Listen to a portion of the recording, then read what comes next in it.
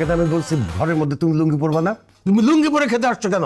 কারণ আব্বা লুঙ্গি বাংলাদেশের ঐতিহ্যবাহী পোশাক। লুঙ্গি পরে বসতে আরাম, লুঙ্গি পরে হাঁটতে আরাম, লুঙ্গি পরে শুইতে আরাম, লুঙ্গি পরে খাইতে আরাম, সেজন্য আমি লুঙ্গি পরি।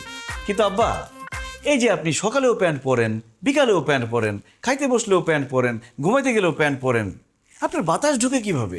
চুপ থাকো, আনস্মার্ট আনকালচার গেও ভূত। আমার কোথার থেকে বাতাস ঢুকবে সেটা নিয়ে তোমার চিন্তা করতে হবে না। আমাদের পুরো বাড়িতে এসি লাগানো আছে, আমরা সবসময় ঠান্ডাই থাকি।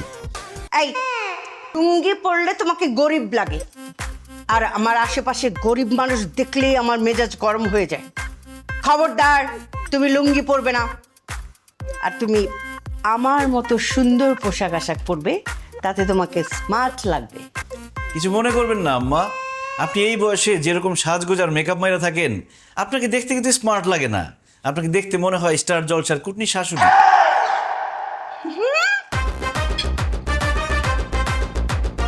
কি বললে?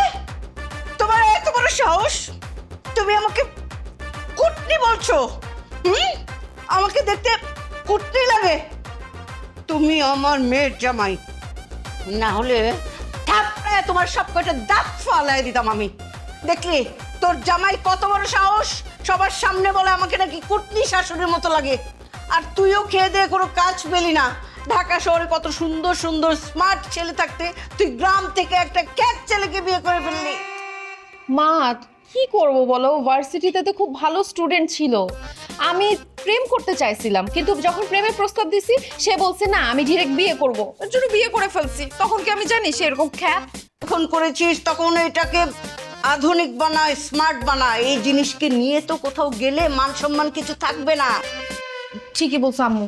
আই যাও, লুঙ্গি চেঞ্জ করে ট্রাউজার পরে আসো। যাও। আরে না দুলা ভাই, যার মতো দুলা ভাই যেহেতু লুঙ্গি পরাতে কমফোর্টেবল, সে পড়ুক না। তাকে কিন্তু লুঙ্গিতে ভালোই লাগে। ভাই আপনি বসেন তো, নাস্তা করেন। ধন্যবাদ মারিয়া, একমাত্র তুমিই আমারে বুঝো।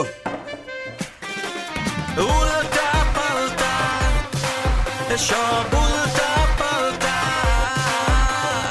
উল্টা পাল্টা সব উল্টা পাল্টা। অতিরিক্ত বড়লোক হয়ে কি যে বিপদে পড়লাম, কলাটাও হাত দিয়ে ছিলে খেতে পারি না। Same here, what to do? এই তুমি হাত দিয়ে খাচ্ছ কেন? কি নোংরা! ছি!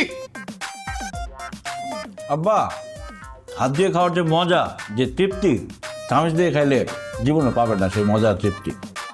বিশ্বাস না হইলে আপনার হাত দিয়ে খেয়ে দেখেন, এমন মজা পাবেন জীবন আর চামচ দেখাতে যাবেন না, হাতের আঙুল সহ এটা খাই ফেলবেন। অসম্ভব, আমরা জীবনেও হাত দিয়ে খেতে পারবো না। হাত দিয়ে খেলে আমাদের হাত নোংরা হয়ে যাবে। ছি! আম্মা হাত দিয়ে খাইলে হাত জীবনে নোংরা হবে না। আল্লাহ হাত বানাইছে কিসের জন্য? খাওয়ার জন্য, কাজ করার জন্যই তো না? যাই হোক, আপনারা খাইলে খান, না খাইলে নাই। আমি সারা জীবন হাত দিয়ে খাই আসছি, হাত দিয়ে খাবো আমি। তুমি হাত দিয়ে খাবা না, তুমি চামচ দিয়ে খাবা। আমি চামচ দিয়ে খাইতে পারি না, আমি হাত দিয়ে খামো। এই তুমি যদি হাত দিয়ে খাও তাহলে তুমি এখানে বসে খাইতে পারবা না, তুমি দূরে গিয়ে খাও। যাও। আপু দুলা ভাই হাত দিয়ে খেতে চাচ্ছে, খাক না।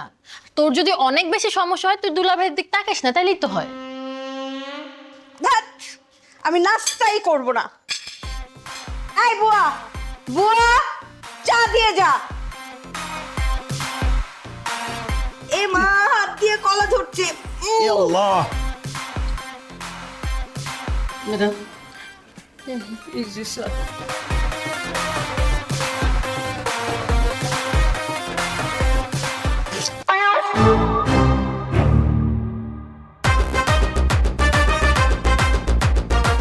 এটা কোনো চা হলো?